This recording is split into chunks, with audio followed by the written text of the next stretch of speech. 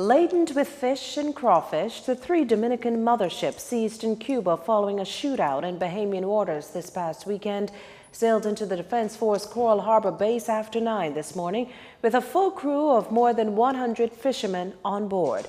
Our Leah Cooper picks up the story from here. Escorted by Defense Force officers, 120-plus Dominican fishermen exited the HMBS Wolf at the Defense Force Coral Harbor base after 9 this morning. Once on land, the group was checked, asked for IDs, and their belongings sniffed by dogs before being escorted onto a waiting school bus. These were the men aboard the 3 motherships that escaped to Cuba after opening fire on Defense Force officers aboard the Madeira. Royal Bahamas Defense Force Commander Tellis Bethel says this certainly was the largest arrest within the last year and the 5th Dominican arrest this year alone. Very proud of the work that Senior Lieutenant Williams and his crew members have done, because this is out of the 5 vessels that have been arrested this year. He and his crew account for 4 of those arrests, totaling almost 200 Dominican poachers. So very proud of what they've done, and we'll continue with this effort. Further congratulating the team was Agriculture and Marine Resources Minister Michael Pintard, who among those climbed down into the freezer of one of the boats to see firsthand the big catch.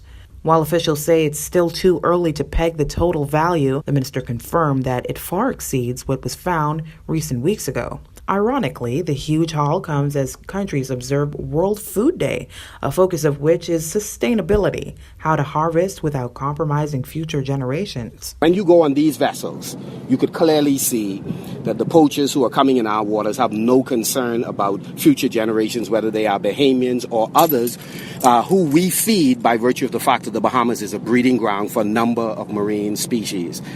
It is tragic when you go into the hole and you see the amount of catch, the fact that so many of the lobsters that have been caught and fish are undersized. And so I want to once again say on behalf of the Bahamian people, the Bahamian government, thank you to the Royal Bahamas Police Force, to ask that all of our stakeholders, and especially our fishers, to stand in solidarity with us. Let us work in tandem in order to address this issue.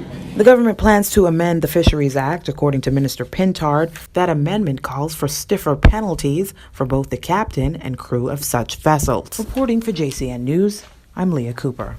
Meantime, Foreign Affairs Minister Darren Hanfield says the country's relationship with the Dominican Republic is firm, and so much so that on Monday he met with a technical team committee to continue discussions with the country on the long-standing issue of poaching. We have been engaged with the Dominican Republic since coming to office. I myself have met with the Dominican Foreign Minister in bilateral meetings and international meetings that we attend, where we discussed how we continue. In the previous version, the minister came away with some firm agreements from the Dominican Republic, which encouraged us. Some of these issues were that Navy to Navy, the Defense Force and the Dominican Navy would talk and be able to cooperate in these instances. The communications would be made locally in the Dominican Republic, touting the dangers of fishing, illegality associated with fishing in Bahamian territorial waters. As for marine resources trade with the Dominicans, Minister Hanfield acknowledges there's a need and that the country can make some agreements in that regard. We look to build upon those talks and to solidify what we would think to be necessary as a tripartite I said that incorrectly, a relationship between ourselves, Cuba. The Minnis administration is certainly not the first government to sit down with the Dominican government. Successive governments have done the same. However, the minister is confident the message is hitting home this time around. The Cuban ambassador, my director general, myself and the Cuban foreign minister were in conversations all day Saturday and working out the details of how we would continue to pursue from Bahamian waters into Cuban territorial space.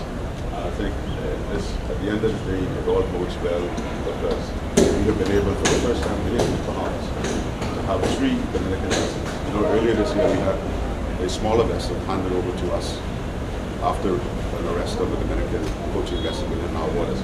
But this is tremendous, I think, as it relates for diplomacy and the efforts of the Royal Bahamas Defense Force, who has a firm relationship with the Cuban border guard, who were able to call them and say, we have some poachers heading your way, can you intercept and help us to bring these people to justice. Tourism Minister Dionisio Diagler taking another stab at Sunwing's decision to pull out of Grand Bahama. In a statement, the travel group reasoned that it had over-delivered on its promise each year by exceeding the number of customers brought to that island. Shooting that down, Minister Diagler today told reporters that a massive number of passengers, 30,000 to be exact, were not coming into the Grand Bahama market. In fact, after checking stock, Minister Diagler claims figures show a mere 6,436. The Ministry of Tourism paid a lot of money for those 6,436 passengers. When we did the math, it was almost a subsidy of in excess of $450 a person. Might as well give them a ticket for free. And so I'm really dismayed at their comments. I can't understand from a business standpoint why they would pull out. They were getting handsomely compensated. The Ministry of Tourism was offering a lot of support to try and grow those loads. Their aircraft came in at 89% full. I just don't understand where these comments came from. Still, Sunwing's decision is a blow to Grand Bahama's economy, leaving the future very uncertain. Minister Diagler, though, assured this much moving ahead.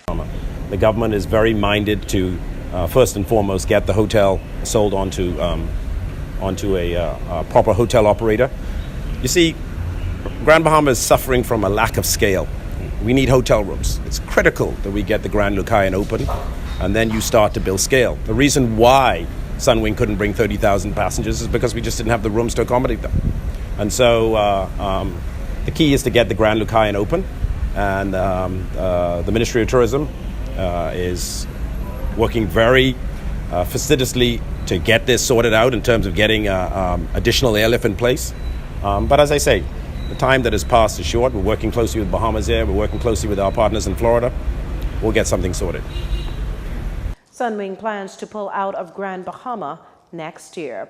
Press Secretary Anthony Newbold taking on the firestorm of controversy stemming from what the government considers a misleading story in a local daily. The Nassau Guardian last week published an article entitled "Menace Suggests No Plan to Send Aid to Haiti," fueling fierce backlash on talk shows from the opposition and even the Christian Council.